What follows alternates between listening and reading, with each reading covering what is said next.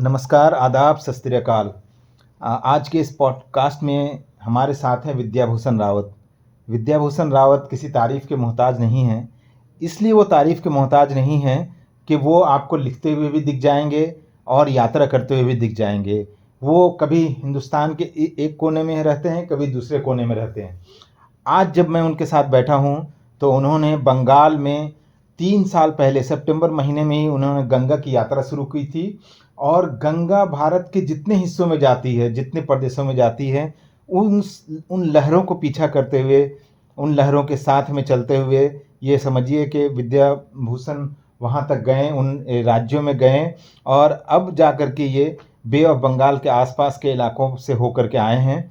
तो हम उनसे समझेंगे कि और विद्याभूषण जी की एक सबसे ख़ास बात ये है कि विद्याभूषण जी को आप किसी एक ये में नहीं बांध सकते हैं कि उन्हें एक यात्री कहें, एक राइटर कहें। वो वक्त के साथ अपने मुकाम को, अपने कामों को बदलते रहते हैं, अपने ज़िंदगी में बहुत सारे बदलाव को लाते रहते हैं। बदलाव के लिए हमेशा तैयार विद्याभूषण जी से अब अपनी बातों को रखेंगे।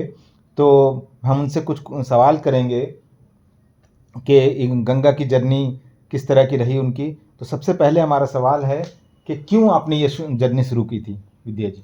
देखिए, गंगा की यात्रा शुरू करने के पीछे एक कारण तो ये था कि मैं उत्तराखंड का रहने वाला हूँ, जहाँ से गंगा हमारे जीवन का एक हिस्सा है।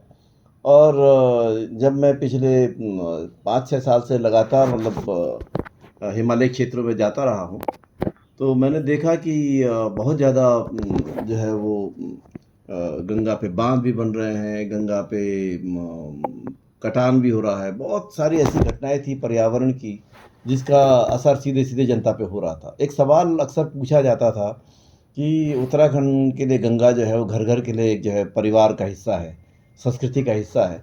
लेकिन उसी उत्तराखंड में जो है लोग सवाल नहीं कर रहे थे कि भई गंगा के ऊपर इतने बाँध बन रहे हैं, इतने हाईवेज़ बन रहे हैं, पहाड़ कट रहे हैं, बहुत सारी चीज़ें थी। तो हमको भी ये जानना था कि आखिर ये हो क्यों रहा है? उसके अलावा बहुत सारी ऐसी चीज़ें थी। जब हम ऊपर हिमालय क्षेत्र में जाते हैं तो हमको पूरा दिखाई देता है कि नदियों का ये नदियाँ बनने और बिगड़ने की जो प्रक्रिया है हिमालय क्षेत्र में, और ये संस्कृति को कैसे प्रभावित कर रही है। तो मेरा इसमें बहुत दिलचस्पी इस चीज़ से शुरू हुआ था कि एक गंगा को लोगों ने जो है मात्र जो है वो ये समझ लिया कि ये एक धार्मिक आस्था का सवाल है, हिंदुओं की आस्था का सवाल है, और बाकी लोगों को इससे कोई मतलब नहीं है। तो मैं पहले तो एक बहुत पहले एक हमारे अम्बेडकरवादी आर्टिस्ट, उनकी एक एग्ज़िबिशन लगी थी ललित कला अकेडमी में। उस एग्ज़िबिशन में एक बहुत बेहतर पेंटिंग उन्होंने बनाई थी। आई थिंक ये 2005-6 के इर्द-गिर्द की बात होगी। वो पेंटिंग थी डीब्राह्मनाइज़िंग द गंगा। वो मुझे बहुत पसंद आई थी। मैंने कहा ये बात ये कमाल की है, लेकिन डीब्राह्मनाइज़िंग द गंगा जब हम बोले तो हो कैसे ये? क्योंकि बात ये है कि अगर हम लोग गंगा को अपना मान रहे हैं, तो बाकी लोग गंगा को अपना क्यों नहीं मान रहे हैं? सवाल है कि गंगा क्यों क्या मुसलमान को नहीं देती? क्या दलितों को नहीं देती? क्या क्रिश्चियंस को नहीं देती? या क्या उनकी संस्कृतियाँ नहीं हैं? क्या बुद्धिस्ट लोगों की संस्कृतियाँ नहीं हैं इसके इर्द-गिर्द? तो मेरे दिमाग में एक सवाल ही उठा बार-बार कि भई जितना जो गंगा को लेके जितना जो सपोज़ हिंदू जितना उसको लेके उद्वेलित है या सवाल कर रहा है, उतना दूसरे क्यों नहीं कर रहे हैं? आखिर गंगा का पानी तो सब जगह जा रहा है, वो जीवन दान सबको दे रहा है और पूरा बांग्लादेश तक है। तो ये सवाल बहुत सारे कौंध रहे थे। अब मेरे को लगा कि इनको हमको ढूँढना चाहिए। और ऑब्वियसली हम पढ़ते थे तो आज से बहुत साल पहले हमारे एक मित्र ने जो है एक टॉपिक पे मेरे को लिखवाया था कुछ चीज़ कि सिटीज़ एंड सिविलाइजेशन। तो उस पे बंगाल के ऊपर मैंने लिखा था, काफ़ी बड़ा वो था, हालाँकि वो अनपब्लिश्ड ही रह गया क्योंकि वो मित्र जो थे वो लंदन में थे, कुछ इश्यूज़ आ गए। तो क्या इश्यूज़ आए उनके ये समझ में नहीं आया, लेकिन वो है, वो मेरे पास हिस्सा है उसका बहुत बड़ा, जिसमें मैंने आकर लेफ़्ट का पूरा जो पूरी पॉलिटिक्स थी, स्कैवेंजिंग का सवाल था। तो मुझे मतलब गंगा के प्रति जब मैं देख रहा था कि भई पटना भी है यहाँ पर और कन्नौज जैसी जगहें भी थी, कोलकाता है। और तो ये जो सिविलाइजेशन यहाँ पर ग्रो की, वो तो पटना में तो अशोक का साम्राज्य था भाई, बुद्धिस्ट एम्पायर। कन्नौज में जो था वो जयचंद का था, जयचंद को हमने बदनाम किया, Jaichand was a great king actually. और तो मुझे लगा कि इस पे वाकई में एक ऐसा होना चाहिए स्टडी कि जो पूरा दिखा सके कि गंगा है क्या, और गंगा से कौन समुदाय बड़े होते हैं, कैसे होते हैं। तो इनिशियली एक्चुअली मैं उत्तराखंड में ही फोकस करना चाह रहा था कि भाई उत्तराखंड में गंगा का इम्पैक्ट क्या है, कम्युनिटीज़ पे कैसा इम्पैक्ट है, और कौन कौन से इस पे, क्योंकि रिवर्स मिलती हैं, बनती हैं। लेकिन जैसे जैसे मैंने इसको स्टार्ट किया पढ़ना भी इसके बारे में, खास करके जो बहुत सारे ट्रैवलॉग्स थे जो पुराने टाइम पे 1800 के 1700 के, मतलब आप समझ लीजिए कि पोर्तुगीज़, इटालियंस, अमेरिकन्स, इंग्लिश, इतने लोग यहाँ आके जो है पूरे हिमालय में चले गए, और उनके जो नैरेटिव्स हैं इतने खूबसूरत हैं उस ज़माने के। और फिर उसमें कास्ट का है, कौन सी कम्युनिटी कहाँ है, क्या है। जैसे उत्तराखंड के हिमालय, इसको लोग कहते थे कि it was the land of pastoralist, और ये पशुपालकों की ज़मीन थी। और पशुपालकों की धरती को कहते हैं कि भाई शिव यहाँ के जो थे सबसे बड़े देवता थे। सारे जो इंडिजिनस लोग थे, जो उत्तराखंड में पशुपालक, जो हिमालय क्षेत्र में पशुपालक होते हैं, मोस्टली जो है जैसे भेड़ का, वो भेड़ पालक होते हैं। तो वो इंडिजिनस कम्युनिटीज़ से उनके वो थे। तो शिवा का कॉन्सेप्ट मुझे बहुत पसंद आया, क्योंकि पूरे हिमालय क्षेत्र में अगर आप आज के दौर की बातों को छोड़ दें, जब ज़बरदस्ती आप ट्विस्ट करके चीज़ों को रख रहे हैं, तो Himalayan regions are actually the land of very liberal value system. वहाँ खान पान से लेके और जेंडर का जो रिलेशनशिप है वो किसी भी मैदानी इलाके के मुकाबले में ज़्यादा बेहतरीन है। आप चाहे कश्मीर से देख लीजिए, हिमाचल प्रदेश आइए, उत्तराखंड आइए, या नॉर्थ ईस्ट में कहीं चले जाइए, सिक्किम से लेके अपने बंगाल के अंदर दार्जिलिंग चले जाइए, तो man women relationship in these Himalayan region is far superior, even Nepal जो कंट्री है। खान पान में यहाँ लोग खूब खाते हैं, मस्ती भी करते हैं, हंसमुख भी रहते हैं। कोई तनातनी किसी के चेहरे पे ऐसे नहीं रहती कि आप कोई किसी से कर्जा लेके आगे बढ़ रहा है। तो एक जो पूरा हिमालयन एरिया है वो land of liberal value system है एक्चुअली। आज अगर इंडिया में इतनी बातें हो रही हैं, ये इस चीज़ का मांस नहीं खाना, इस चीज़ का खाना, पूरा हिमालय को देख लीजिए, हर चीज़ का मांस वहाँ खाया जाता था। क्योंकि अगर वो खाएगा नहीं तो मजबूत कैसा होगा, वो लड़ेगा कैसे हो। तो आप पूरे पूरे चाहे कश्मीर से लेकर इवन लद्दाख जैसी जगह पे तो याक का भी खाते हैं। तो ये सारी जगहों पे जो है सिस्टम में किस तरह से कौन कौन सी फोर्सेस अब ऑपरेट कर रही हैं, जो नीचे के इलाकों से आकर के वहाँ ज्ञान बांटना शुरू कर रही है कि तुम अच्छा अभी तक तुम ये खा रहे थे, ये तो बहुत गलत काम कर रहे थे, तो तुमको तो ये करना ही नहीं चाहिए था। तो ये जो एक बड़ा इंटरेस्टिंग मेरे इश्यू था। और उसके बाद जैसे जैसे मैं आगे बढ़ता गया तो फिर ये लगा कि अब जब इतना कर लिया तो पूरा बाकी जो है बे ऑफ बंगाल और आगे भी अगर हो बांग्लादेश तक तो मैं करूं। हालांकि अब बांग्लादेश की स्थिति ऐसी हो गई कि समझ नहीं आ रहा कि वहाँ किस प्रकार से जा सकते हैं या नहीं जा सकते अभी, लेकिन मतलब एजेंडा में ज़रूर है कि मैं जाना चाहूँगा वहाँ। जी, तो आपने सुना कि कितना महत्व रखता है उनकी ये जर्नी। और इंडिया का जो मतलब गंगा इंडिया में जिन इलाकों में जाते वो सारे उस इलाकों में जा चुके हैं, और अभी जो हम उनके साथ बैठे हुए हैं तो उनकी ये जर्नी पूरी हो चुकी है। वो अपनी जर्नी को और डिटेल में पहली बार गंगा का जो उनका एक्सपीरियंस है उसको आपको बता रहे हैं।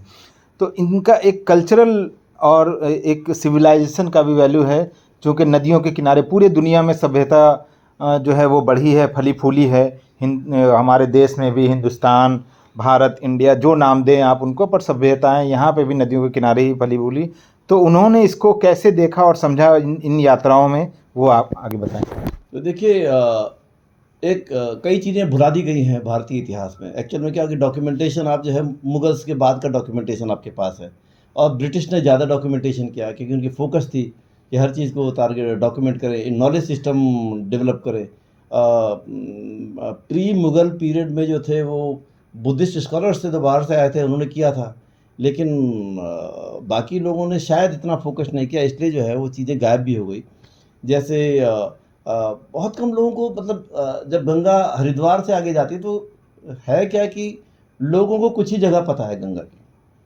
हरिद्वार पता होगा, ऋषिकेश पता होगा, बनारस पता है और इलाहाबाद, प्रयाग। इसके अलावा लोगों को ज़्यादा चीज़ों से मतलब भी नहीं है, और लोग सोचते हैं बस इन घाटों में चले जाएं और वहाँ गंगा को मतलब एक गंगा का महात्मा मान के पूजा कर ली, उसमें कूड़ा कबाड़ भी डाल दिया प्रसाद के नाम पे, और जो फूल जो भी डालते हैं।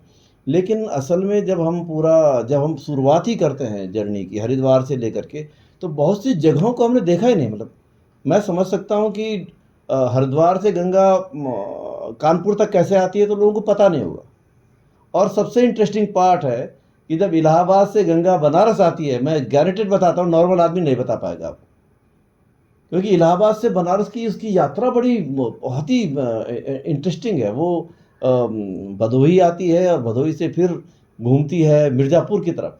तो जो आपकी विंध्यवासिनी देवी का मंदिर है वहाँ पर, और बड़ा मिरेकलस लोग जाते हैं। मतलब भीड़ शायद जो है इतना जो पावर जो मानते हैं लोग हिंदुओं में आस्था के नाम पे, वो विंध्यवासिनी देवी के मंदिर को बहुत ज़बरदस्त माना जाता है। और वहाँ से ऐसे घूम के जो है इसके किनारे पे जो सबसे बड़ा आप देखेंगे तो चुनार का किला, और चुनार पे तो इसका मतलब मेजेस्टिक व्यू है। मतलब ऐसा यू टर्न ऐसा घूम के जो आती है मेंडरिंग करके, वो है। तो ये तो लोगों को पता है, लेकिन कई चीज़ें हैं जो कई एम्पायर से, जैसे मैं कह रहा हूँ जयचंद का। अब जब मैं कन्नौज में गंगा आई तो बड़ी दूर दूर है, इसका संगम है रामगंगा के साथ में, और बहुत मेरे को कई मतलब ये समझ लीजिए कि मेरा एक उद्देश्य था कि मैं हर संगम पे जाऊं। और जब मैं स्टार्ट किया था हिमालय क्षेत्र में, तो उत्तराखंड के अंदर संगम बहुत खूबसूरत है। और ये बात मैं बार बार बोलता भी कि उसको प्रिजर्व करने की ज़रूरत है, क्योंकि वो नदियाँ बिल्कुल सामने सामने मिलती हैं तो एक चमत्कार लगता है। मतलब एनर्जी है, पहाड़ों में नदियों में बहुत ऊर्जा होती है। मतलब वो देखने में आपको लगेगा कि भाई सॉन्ग्स ऑफ ए रिवर, जैसे वो गा रही है, कोई गाना गा रही है, और बिल्कुल पानी बहुत साफ चमत्कार चमकीला। और जैसे जैसे वो मैदानी इलाके में आती तो उसकी वो जो ऊर्जा है वो कम होती चली जाती है, और एरिया बहुत बढ़ने शुरू हो जाता है नदियों का। काफ़ी जगहों पर उसकी जो चौड़ाई है बहुत बढ़ती है, और चौड़ाई बढ़ने के कारण से संगम जो है, एक तो हर साल जो है नदियाँ कट रही हैं, एक दूसरे से दूर हो रही हैं, तो वो क्लाइमेट के सवाल हैं। लेकिन मैं बताना चाह रहा कि ये ढूंढते ढूंढते ढूंढते ढूंढते मैं जब कन्नौज गया, तो मैंने सोचा कि कन्नौज के राजा जयचंद थे, जरा ढूंढा जाए कहाँ। तो मैं चला गया वहाँ पर, तो वो पूरा जो उनका टीला एक है उसका बुरा हाल है, क्योंकि आपने पहले ही ये घोषित कर दिया कि जयचंद जो है नेगेटिव मतलब एक फिगर है। जयचंद जो है बहुत खराब राजा थे। अब मैंने एक दो लोगों से पता किया, वहाँ पर लोगों से जो वहाँ के लोग थे वो बोलते जयचंद तो बहुत महान राजा थे, आपने कैसे लोगों ने उनको विलन बना दिया पूरा। वो तो he was a great king, it was not. और उस पूरे इलाके से चंबल से लेके यहाँ तक के इलाके में उनके खानदान के काफ़ी वो लोग थे, जैसे जयचंद के ही फैमिलीज के वीपी सिंह, गहरवार राजपूत फैमिली के। तो अब आपने जो है पहले जब आप वीपी सिंह ने जब मंडल कमीशन लागू किया था, तो लोगों ने कहा था ना जयचंद के वंशज हैं। लेकिन आज हम बोल रहे हैं कि ये सब हमको जो है नैरेटिव्स बदलने की भी ज़रूरत है। जैसे बहुत अभी तो बहुत बहुत चल रहा है, बड़ा फिल्दी गेम्स है वो हर जगह चल रहा है, मतलब ट्विटर पे, सोशल मीडिया पे। फिर मैं जब पटना में गया, तो पटना में मैंने देखा, देखिए गुरु गोविंद सिंह का जन्म स्थल है पटना, वो गंगा के तट पे। तो जब हम गंगा की हिस्ट्री लिखेंगे तो हम ये क्यों नहीं लिखेंगे, जी। गंगा का इतिहास होगा तो गुरु गोविंद सिंह भी आएंगे। उनका पूरा जो है गुरुद्वारा वहाँ पर हेमंत जो पटना का सबसे महत्वपूर्ण स्थल है, और वो है पटना में मौर्य साम्राज्य का बहुत बड़ा था। और पटना से ही आगे एक जगह है जहाँ पर एक्चुअल में 5 नदियाँ, पटना जहाँ बना था वहाँ से बहुत आगे खिसक चुका है। तो पटना जिस जगह को था वो चिरांद नाम की एक जगह है, जहाँ पर बोलते हैं कि पाषाणकालीन जो है चीज़ें भी नहीं खुदाई की। आज स्थितियाँ हैं वहाँ पर, एक म्यूज़ियम है जिसमें जो है सुअर वुअर घूमते हैं, और बड़े बड़े वो खड़े हो गए, क्या बोलते हैं, घास उस लगी हुई है, कोई देखने वाला नहीं है। और उस चिरांद नामक जगह पे एक्चुअल में 2 नदियाँ अभी भी मिलती हैं, जो घाघरा, और 3 नदियाँ, घाघरा, गंगा और ये अपनी सोन नदी। तो तीनों नदियों में सबसे बड़ी खुदाई वहीं पर ही होती है।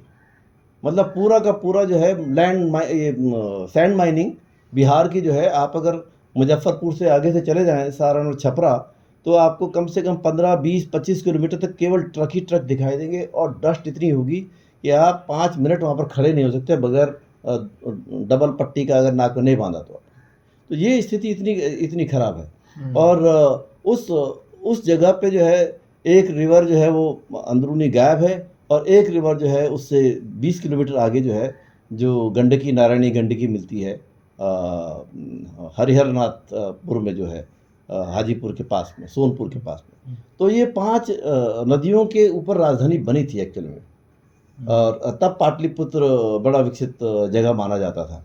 और फिर आगे जाएं तो लोगों को मतलब कुछ पता नहीं, जैसे साहिबगंज हम गए झारखंड में। अब झारखंड में तो इतना इमेजिनेशन से बाहर है कि कितनी ज़बरदस्त चीज़ें वहाँ पर। साहिबगंज से जो है गंगा एक ही ज़िले में है झारखंड में, और वहाँ पर जो राजमहल है वो राजमहल जो है वो असली राजमहल है। उसको समझने का ज़रूरत है कि Rajmahal was the capital of undivided Bengal, और बंगाल, उड़ीसा और बिहार उसमें शामिल था। अब समझ लीजिए कि अकबर के टाइम पे, अब देखिए ये हम जब आज सांप्रदायिकरण है तो समझने की ज़रूरत है। राजमहल में जो मस्जिदें बनाई वो मान सिंह ने बनाई है। मान Singh was the governor. Akbar ने जो है अपने सबसे बड़े स्टेट के गवर्नर को बनाया मान सिंह को।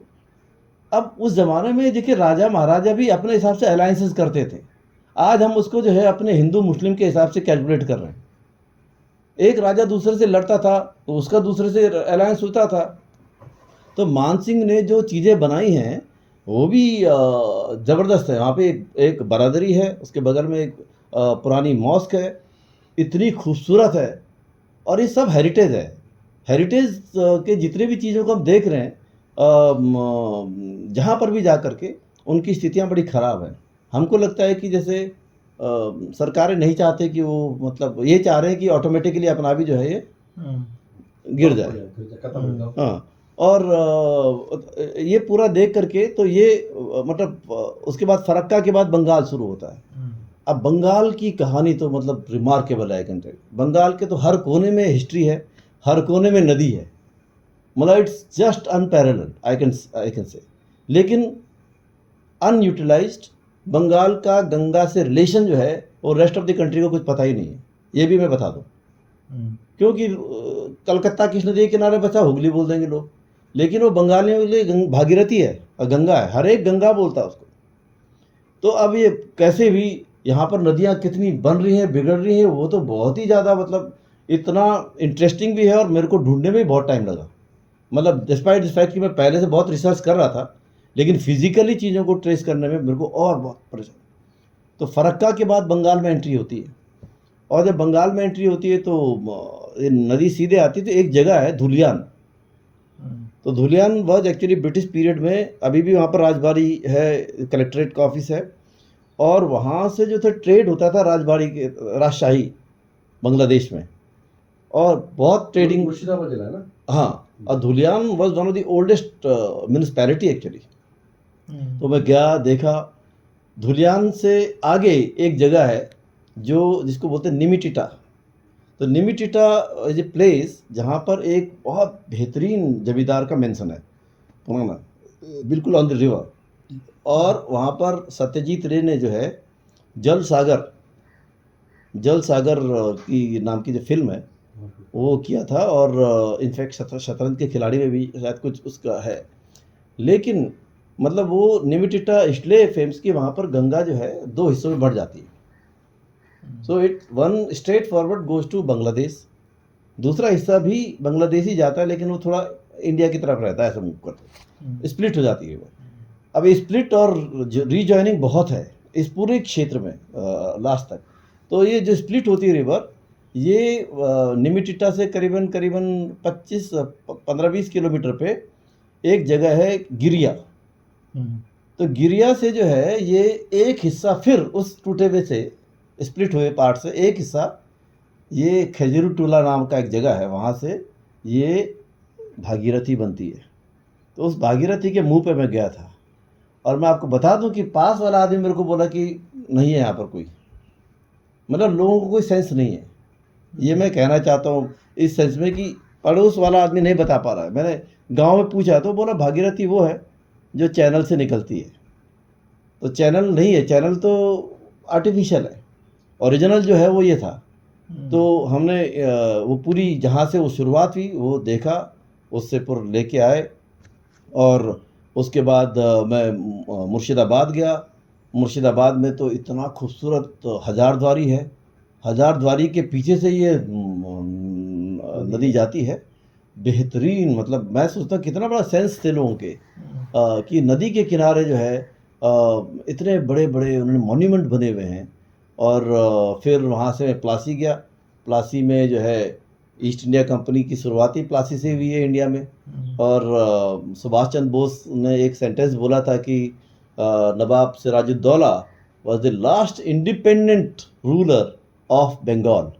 ये सुभाष बोस ने बोला। और वो उनको बोलते हैं क्या नाम है, बहादुर शाह जफर को last independent ruler of India. तो ये ज़रूरी है समझना लोगों को जो उनके नाम पे भी पॉलिटिक्स कर रहे हैं। इसीलिए मैं इन जगहों पे जाना अपने को ज़रूरी माना। और उसके बाद फिर मैं गया नदिया। तो वहाँ से जो नवोद्वीप है, नवोद्वीप में चैतन्य महाप्रभु की जन्मस्थली है। और जो इसका संगम होता है भागीरथी का, वो जालंगी नदी से होता है। बेहतरीन, मतलब I think one of the best confluences in the plain area जो बोल सकता हूँ मैं। पहाड़ों से उतर के जो लास्ट में आ रहा है, ये इतना खूबसूरत है कि दोनों का पानी बिल्कुल अलग अलग दिखाई देता है। किस जगह पे मौजूद है? ये 5 किलोमीटर पे है। नवोद्वीप से 5 किलोमीटर पे मायापुर। हाँ, Mayapur. Mayapur is the civilisation, yes. ISKCON का हेडक्वार्टर। हाँ, इस्कॉन का हेडक्वार्टर वहाँ पर है।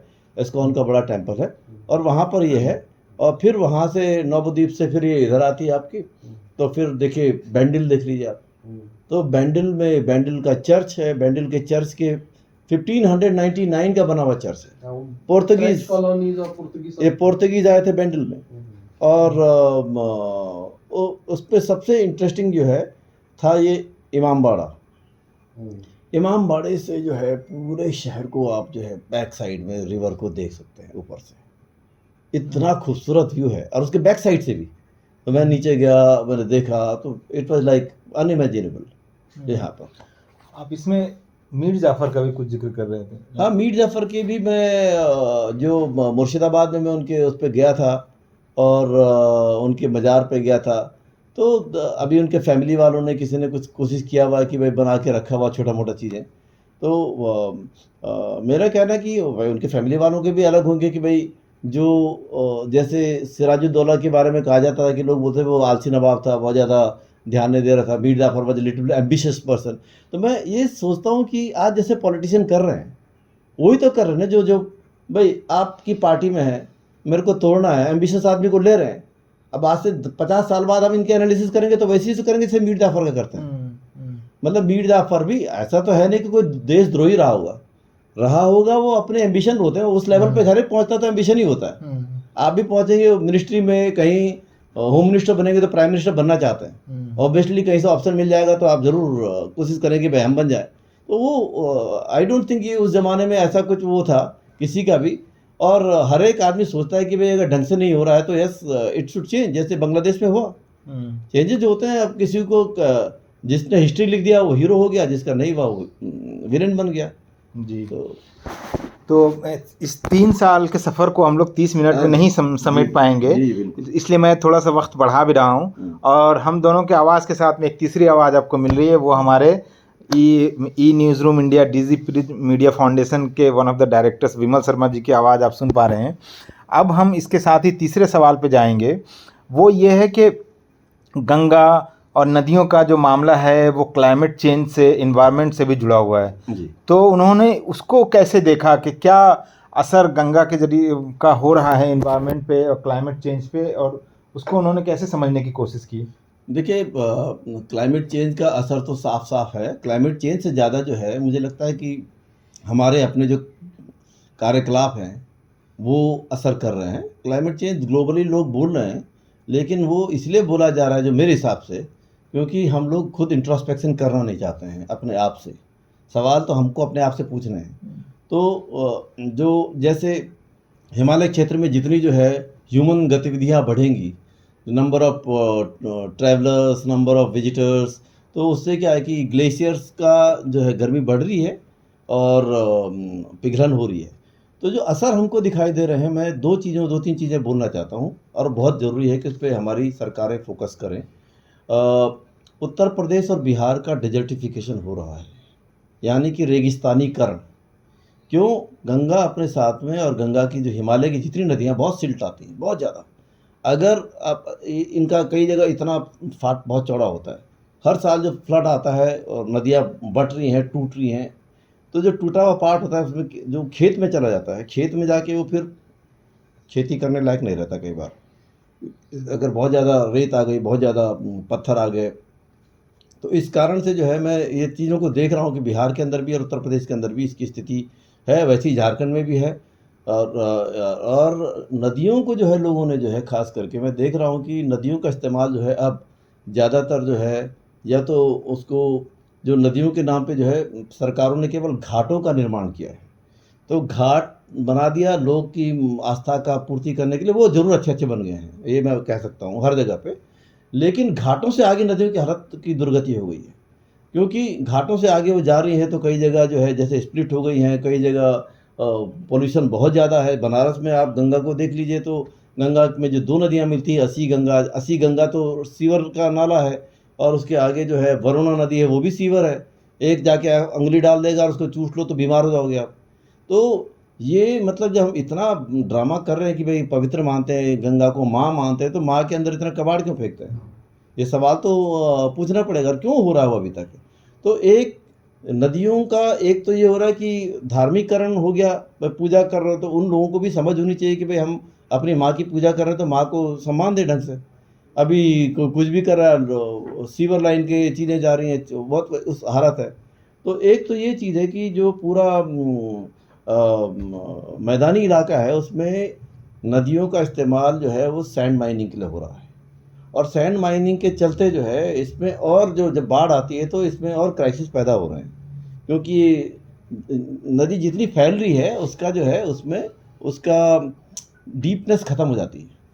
नदी फैलती है तो जब उसकी उसमें ख़त्म हो जाएगी तो मच्छी का भी नुकसान है, और दूसरा जो है वो वाटरवेज भी नहीं हो सकता उस पे। अभी तो झारखंड में जैसे साहबगंज का और मनिहारी के लिए चलती है, शिप चलती है, और इधर और जगह तो अभी सरकार बोली कि वाटरवेज बनाना चाहते हैं। वाटरवेज कैसे पॉसिबल होगा जब नदी इतनी वो हो गई? तो इसलिए जो है ये इस पे सीरियसली सोचना पड़ेगा। हर जगह पे आपने ब्लॉकेज लगा दिए, हर जगह को रोक भी दिया, तो ये तो गंभीर खतरे हैं इसके।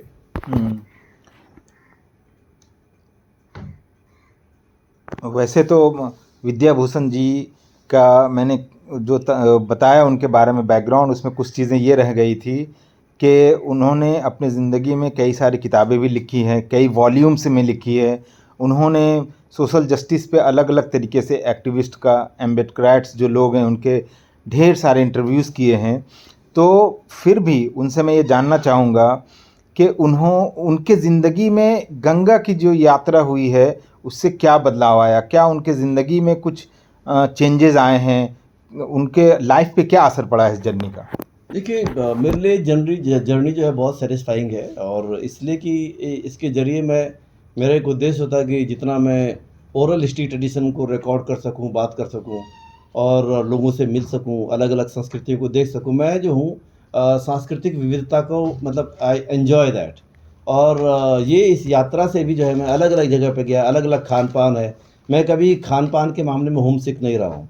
मैं जहाँ पर होता है उसी प्रकार का खाना चाहता हूँ जैसे लोग खा रहे हैं, लोकल ढाबे ढूँढूँगा, लोकल ट्रेडिशन की चीज़ें ढूँढूँगा। तो इसलिए जो है गंगा की मेरी यात्रा इसलिए आनंददायक रही कि मैं कभी इतनी इमेजिनेशन नहीं कर सकता जो चीज़ें मैंने आज देखी हैं। और मैं कह सकता हूँ कि मेरे पास बहुत सारे इसमें आइडियाज़ अब आ रहे हैं कि मैं इसको किस प्रकार से लिखूँ। एक बुक तो ऑलमोस्ट तैयार है, लेकिन उसके अलावा जो बहुत सारे दिमाग में कई चीज़ें आ रही हैं, कल्चर, हिस्ट्री, सिविलाइजेशन को लेकर के मैं डेफ़िनेटली जो है आने वाले दिनों में बहुत, इसने मेरे को बहुत परिवर्तन दिया है। डेफ़िनेटली मैं आज अपने को मानता हूँ कि मेरी जो थोड़ा बहुत अंडरस्टैंडिंग है समाज के बारे में, सोसाइटी के बारे में, सिविलाइजेशन के बारे में, वो उसके चलते बहुत बड़ी है। और मैं राहुल सांकृत्यायन की तरह घूमे, हम भी थोड़ा बहुत घूम लें, तो हमको लगता है कि कुछ सीखेंगे तो लोगों को शेयर करेंगे, क्योंकि knowledge should not be used to dominate, knowledge should be used to share and develop our understanding.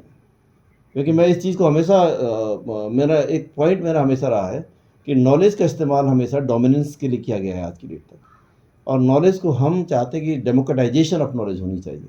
तो उसको शेयरिंग के ज़रिए, उसको लोकल ट्रेडिशंस को जब तक हम समझेंगे नहीं लोगों के, और उसको बताएंगे नहीं दूसरे के साथ में, तो ये नॉलेज हमेशा जो है वो ऐसे लोगों का हथियार रहेगा जो दुनिया के अंदर डोमिनेट करना चाहते हैं।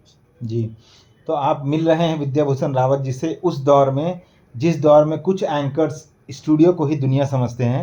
विद्याभूषण जी यात्राएं कर रहे हैं और वो उनकी ज़िंदगी का हिस्सा बन रही है। अभी थोड़ी देर पहले वो बता रहे थे कि कैसे उन्होंने फिल्मों पे लिखा और उनको जिया है, तो ये जर्नी भी वो जी रहे हैं और हमें बता रहे हैं आगे। तो अब मैं ये भी उनसे जानना चाहूँगा कि उनको क्या लगा कि गंगा का वजूद आने वाले 20-30 सालों में या 40 साल आप कह लें, अपने हिसाब से आप वक्त को जोड़ सकते हैं, मैनेज कर सकते हैं, ये वजूद उनकी इम्पोर्टेंस बढ़ जाएगी, ऐसे ही रहेंगी या फिर घट जाएंगी, वो कैसे देख रहे हैं उसको? नहीं, देखिए, गंगा की इम्पोर्टेंस बनी रहेगी। गंगा क्योंकि भारत के सबसे बड़े भूभाग को जो है वो जल दे रही है, और ज़रूरत इस बात की है कि वो जल जो है वो शुद्ध रहे, साफ़ रहे, कैसे उसको मेंटेन करें हम लोग। और गंगा की आप अगर हम आराधना कर रहे हैं, पूजा कर रहे हैं, जो हमारे जीवन का हिस्सा है, तो हम उसको सम्मान भी दें, हम उसको एक्नॉलेज करें कि गंगा को बचाना, गंगा के पवित्रता को कायम रखना हमारा काम होना चाहिए। साफ़ पानी भारत के हर एक आदमी की ज़रूरत है, और साफ़ उस पानी में नहाना या खेती के लिए जाना, जब तक हम इसको नहीं करेंगे तो क्राइसिस तो बढ़ेगा, क्योंकि क्राइसिस तो आने वाले समय में पूरी नदियों पे आने वाला है। और गंगा की सफाई या गंगा का मतलब है भारत की हर एक नदी का साफ़ होना और हर एक नदी की प्रोटेक्शन, क्योंकि इतनी नदियाँ मिलती हैं गंगा में तभी गंगा बनती है। तो खाली गंगा को अगर बोल दें कि गंगा की सफाई या गंगा को बचाने की लड़ाई, वो गंगा को बचाने की लड़ाई भारत की सभी नदियों को बचाने की लड़ाई है। तो कोई ये सोचे कि गंगा कैसे बनते कि वो भागीरथ जी लाए वहाँ से, और एक चोटी से लाए और एक लहर बन के आ गए, ऐसा नहीं है। मतलब वो ठीक है कि माइथोलॉजी है, आप लाए शिव जी की चोटी से लाए या जहाँ से भी लाए, लेकिन वहाँ से आने के बाद इसमें कई नदियाँ बनती है। और माइथोलॉजी एक तरफ कर दें, वो ठीक है, हर एक जगह हर समाज में माइथोलॉजी होती है, हमारी भी होती है, लेकिन उसकी जो ज्योग्राफी ये है कि इसमें अनेकों धाराएँ, अनेकों नदियाँ मिलती हैं, अपनी आइडेंटिटी ख़त्म करती हैं। यमुना से लेके महाकाली से लेके घाघरा है, गंडक है, नारायणी है, यहाँ तक अनेकों नदियाँ, मतलब जिनको कह सकते हैं। तो इसलिए जो है ये समझना पड़ेगा कि गंगा बचाने की लड़ाई सभी नदियों को बचाने की लड़ाई, और सभी की पवित्रता को कायम रखना चाहिए। नाला न बने, सीवर लाइन को कंट्रोल करें, नहीं तो आने वाले समय में आप जो है सीवर लाइन का पानी पिएंगे। कई जगह पे नदियाँ बिल्कुल ख़त्म हो गई हैं, और केवल दिखाने के लिए आपने जो है उनकी बना दिया है कि भाई शहर के बीच से कुछ धाराएँ निकाल दी हैं, उससे काम नहीं चलेगा। और ये एक सवाल बहुत गंभीर है, क्योंकि जितना क्लाइमेट का असर है उससे न केवल सूख सकती है नदियाँ, बल्कि बाढ़ भी ला सकती है। अनटाइमली जो है ऐसी एक्सट्रीम क्लाइमेटिक कंडीशन हो जाएंगी, जैसे सुंदरबन का क्षेत्र है, पानी बढ़ रहा है, तो ये सब चीज़ होगा। तो मुझे लगता है कि हमारी कोशिश होनी चाहिए कि नदियों को प्रोटेक्ट करें, और एक सिटीजन का भी योगदान होना चाहिए, सरकार के सहारे ही न रहें, क्योंकि सरकारों को तो अपनी चिंता करनी होगी, लेकिन लोगों को भी अपनी चिंता करनी होगी। जी, अब हम अपने आखिरी सवाल पे आते हैं। और सही बात है, जब विद्याभूषण जी इन चीज़ों को जीते हैं और इतनी लंबी लंबी यात्राएं करते हैं, तो उनके मन में सजेशंस और सवाल भी आते हैं, और सवाल करना उनका बनता है। तो वो अभी जो गंगा को लेकर के जो भी योजनाएं हैं सरकार की और बहुत सारे विभागों की, तो उनके लिए कोई सजेशन भी है उनके मन में कि मतलब उनको और क्या बेहतर तरीके से करना चाहिए ताकि उसका ज़्यादा बेहतर फल मिल सके? देखिए, गंगा को केवल धार्मिक कर्म कांडों तक सीमित कर दें तो वो बहुत खतरनाक होगा, क्योंकि धार्मिक कर्म कांडों के कारण ही गंगा जो है, देखिए दोनों चीज़ें, धार्मिक कर्म कांड और पूंजीवादी व्यवस्था, ये दोनों ही गंगा को नुकसान कर रहे हैं। पूंजीवाद माने जो आपका सीवर का पानी, इंडस्ट्री का पानी, यही तो उसको वो कर रहा है। और धार्मिक कर्मकांड भी उसको हम लोग समझते हैं कम, क्योंकि धर्म वाले बोलते हैं तो इंडस्ट्री कर रही है। ये एक तो पहले इस चीज़ को समझना पड़ेगा कि गंगा जो है भारत के लोगों का जीवन है, चाहे वो मछुआरे हों। अब देखिए, पूरी गंगा पे कितनी बड़ी, इतनी ज़्यादा बायोडाइवर्सिटी कहीं नहीं है। बंगाल के अंदर हिल्सा जो है फरक्का के बाद मिलती है, फरक्का से ऊपर हिल्सा नहीं आ रही है, फरक्का से नीचे जो है बांग्लादेश तक हिल्सा है। तो गंगा में इतनी ज़्यादा मछलियाँ थी, इतनी वैरायटी की मछलियाँ थी। और उसके अलावा जो है उसका पानी बहुत शुद्ध माना जाता था। माना ही नहीं जाता था, होता था, वो तो टेक्निकली लोगों ने रिसर्च की है। गोमुख के पास जाके देखेंगे या उससे इवन अगर आप ऋषिकेश तक आएँगे तो पानी बहुत साफ़ है, पानी की क्वालिटी बहुत हाई क्वालिटी है।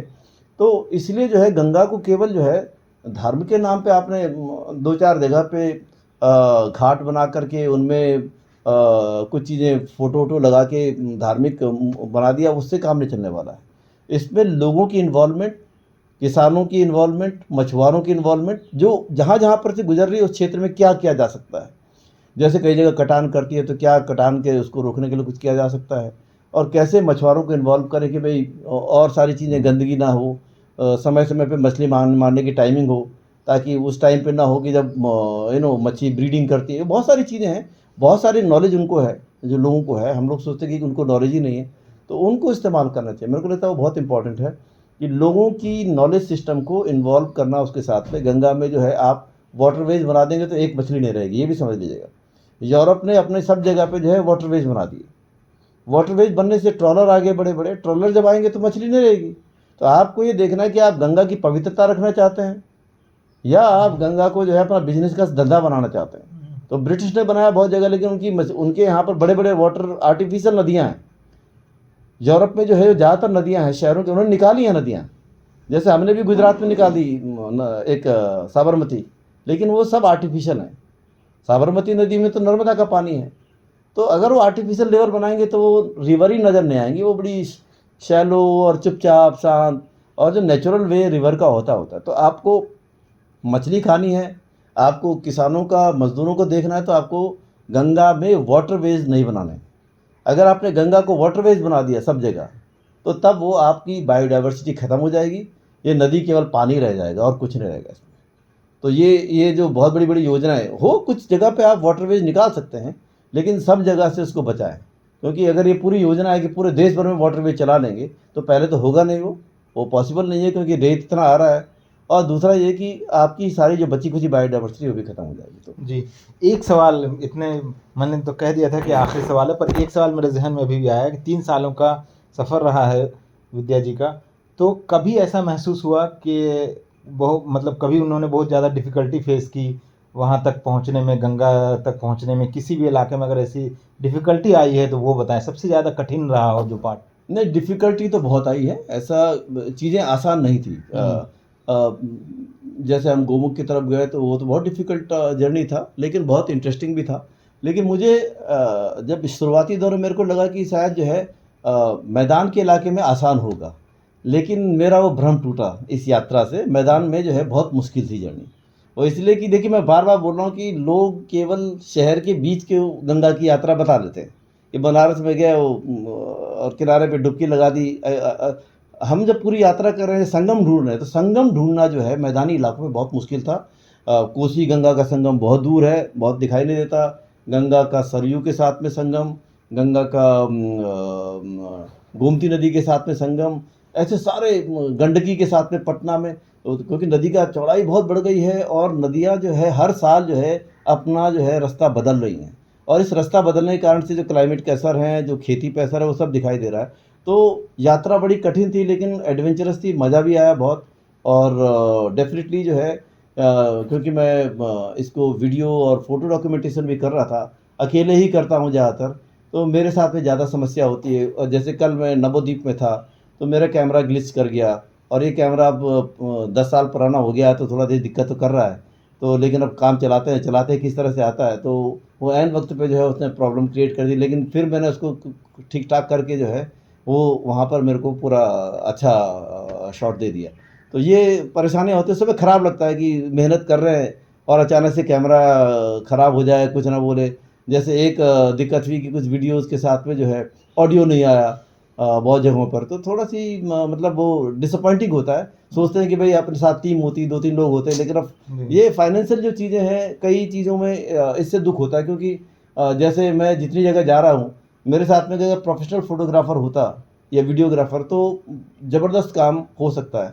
तो ऑब्वियसली आने वाले टाइम में मैं ज़रूर सोचूँगा कि कोई ऐसी चीज़ हो कि साथ में अगर कोई एक आदमी मेरे को मिल पाए, तो उसके मतलब हम बहुत अच्छी अच्छी जानकारियाँ चीज़ें लोगों के लिए ला सकते हैं। तो इसका मतलब आप ये बताना चाह रहे हैं कि ये कोई स्पॉन्सर्ड प्रोजेक्ट नहीं था, आपने खुद हाँ, इसमें मतलब कई चीज़ें ये अकेले ही चल रहा था मैं। जी।